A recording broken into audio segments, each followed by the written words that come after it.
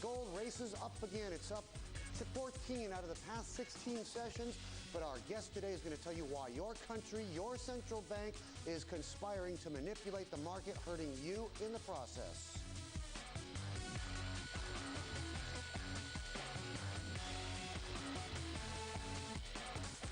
Indeed, you're tuned to AC. I'm Bernie in Hong Kong. Our guest today, Bill Murphy, chairman of Gata, the Gold Antitrust Action Committee. We're going to talk to Bill in depth out of Dallas, Texas, about what your central bank, what your government is doing to conspire to keep down the price of your gold and why it could lead to a new financial crisis. Bill, hang on and engage us, especially with Bill Murphy today. He's not easy to nail down, but we got him out of Dallas, Texas today, the Lone Star State. We're at AsiaConf, ASIACONF at Bloomberg.net. Fire away, ping us, and get those questions in for Bill.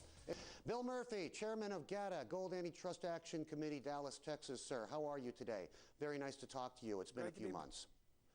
Okay, you heard some words from Geithner there. Do you think Geithner should step down? Do you think he's a source of all these troubles? Well, that's for somebody else to call. All I can say is that we uncovered 10 years ago that there was a gold cartel, which included the Federal Reserve, U.S. Treasury, bullion banks like Goldman Sachs and J.P. Morgan Chase, and the Bank of England, among others. And all I can say is that Timothy Geithner came from the Fed, and that's where one of the problem lies here in the United States today. Bill, we've gone over this before in our previous conversation, but we get new people joining the audience every week, so we need to go over some of the basic tenets of what the good folks at Gata are alleging. Gold is up 14 out of the last 16 sessions. It's been racing away. It broke through 1,000. It broke through 1,100. It's holding very steadily. It's busted past resistance levels. Who on earth could possibly be suppressing gold when you see action like this? Well, what's happened is that we have a managed retreat. We found out years ago that via lending operations and various gold swap operations that central banks, led by the U.S., were surreptitiously feeding gold into the marketplace and kept the price way under where it should have been a long time ago. But they're hitting the wall with the available central bank gold supply, so the gold price has rallied the last 9 years as we said it would. And it's very exciting now because we are about ready to go into a parabolic stage in which we're liable to get commercial signal failures where a lot of these shorts just can't handle their short positions anymore. A lot of people think gold's in a bubble. It's just the reverse. A lot of people say, well, if it kept pace with inflation, it would be $2,300 an ounce. You hear that all the time on TV today. It's less than half that. And so exactly, until we get up anywhere near those levels, there's no way near this is a bubble. But those who conspired, who you allege conspired to keep the price of gold down, they're losing their traction. Is that correct? They have so many domestic problems. They have so many internal balance sheet problems. They are losing the battle. Well, they're losing that because of all those troubles with interest rates at zero and quantitative easing. The demand factor has gone way up. But if they had enough available central bank gold, the price would still be down. What is happening is the central banks like India, China, Russia, Venezuela are all buyers. And the European central banks that could sell, 8 tons a week and 400 tons a year have stopped selling. So all of a sudden, the supply that's been used to hold down this price is evaporating. And the gold cartel is in the deepest of trouble. Okay, we're going to talk about how to protect yourself as this show rolls on. Bill, hang on, out of Dallas, the Lone Star State. We'll return with Gata's Bill Murphy in a second. Bill Murphy, Gata, back with us from Dallas today. My good man, let's go through the basics here. Let's go through the supply and demand.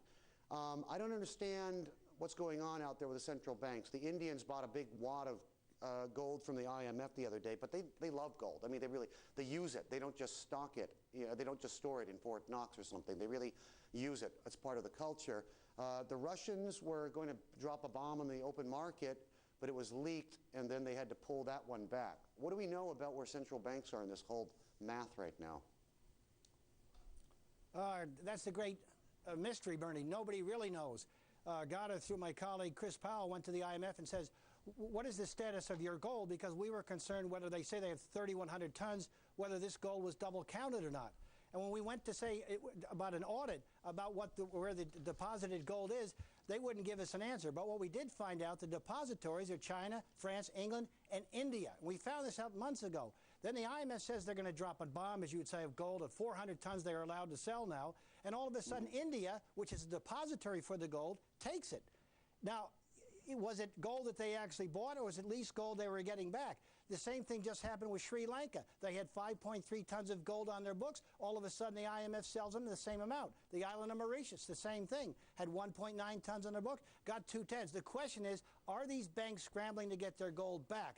And we believe, and that's why we've been right for 9 years in a row, there's a huge short position out there in gold, and it's about to become known and very, very serious, and that's why the price keeps going up.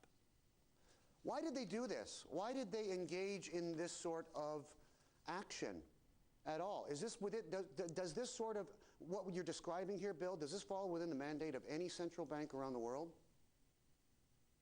Great question. This is what we discovered years ago. The central banks are like sheeples. They were all doing the same thing. And the United States, again, as part of this gold price suppression scheme, had a bunch of banks lease out their gold. We know, we're pretty sure that the central banks, well, they're supposed to have 30,000 tons. They have well less than half of that in their vaults. The rest is gone, and they're trying to get it back. And we're not just making this up. I started 1998 with my friend Frank Venerosi. He wrote this gold book about supply-demand. Back then, he discovered that the gold loans were 8,000 tons. It was all part of the strong dollar policy of the U.S. and how they facilitated it. Well, is that book still relevant today? Looks like an old version there. Yes. Yes, that's the key, because since then we've had 3 other reports through Gata Consultants, Reg Howe, James Turk, and another one by Frank, in which they can use different methodologies to show the central banks had less than half the gold they had. And Frank, who spoke at our conference in Durban, South Africa, said that this was May 10th, 2001, said the central banks would hit the wall in 7 to 10 years, and here we are right in the middle of that time zone, and it's exactly what's happening. The central banks are hitting the wall. They don't have enough available central bank gold to meet a huge 1,000, 1,500 ton supply-demand deficit.